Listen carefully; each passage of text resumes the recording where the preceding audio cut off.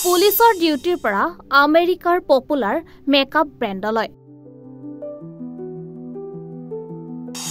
অভিনয়ৰ পৰা modelling boxing সকলোতে জিৰিকাই তুলিছে নিজৰ নাম।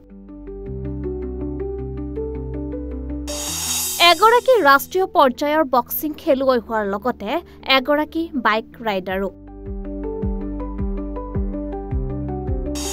মুঠতে তাই নকৰে কি?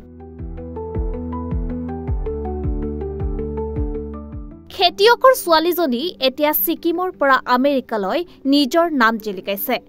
ছিকিম পুলিচৰ এগৰাকী মহিলা কনিষ্টবল একসা কেৰুং বলিউডৰো অভিনেত্ৰী।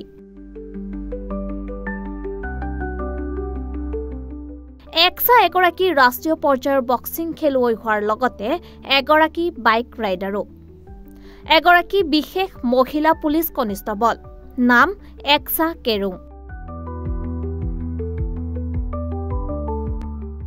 ছিকিম পুলিচত কৰ্মৰত এইগৰাকী মহিলা কনিষ্টবলে পুলিচৰ ডিউটিৰ পৰা আমেৰিকাৰ পপুলাৰ মেকআপ ব্ৰেণ্ডলৈকে অভিনয়ৰ পৰা মডেলিং, বক্সিং সকলোতে জিলিকাই তুলিছে নিজৰ নাম।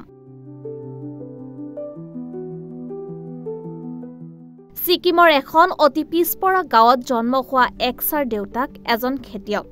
সেই খেতিয়কৰ ছোৱালীজনীয়ে এতিয়া সমগ্ৰ বিশ্বতে উজ্বলাইছে নিজৰ নাম।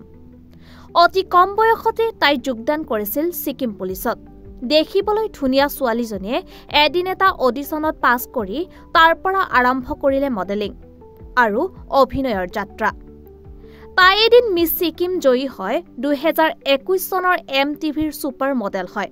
তাৰ পাছতে পৃথিৱীৰ আটাইতকৈ দামী মেকআপ ব্ৰেণ্ড মেবলিনৰ অফিচিয়েল পোষ্টাৰতো স্থান পাইছিল একসাৰ ফটোই।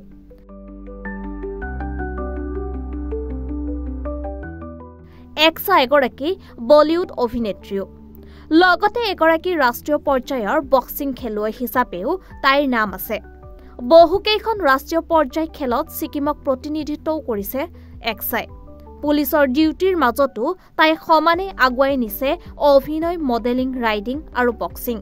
সঁচাই একাগ্ৰতাৰে যে কঠোৰ পৰিশ্ৰম কৰিলে মানুহে 10টা সপোনকো একেলগে সাৰ্থক কৰিব পাৰে তাৰেই প্ৰমাণ একসা।